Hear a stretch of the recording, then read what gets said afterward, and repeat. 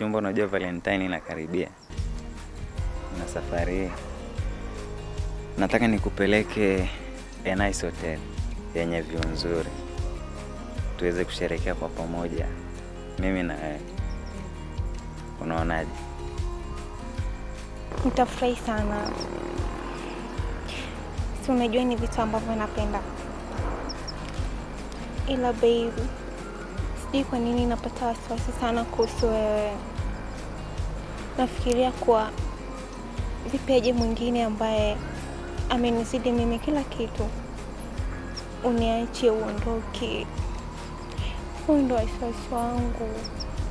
Kama kwako ni ngumu kuendelea kuniamini, basi kuwa na wasiwasi na mimi. Alafu nitajidhihirisha mwenyewe kwamba mimi ni mtu ninayefaa kuaminiwa.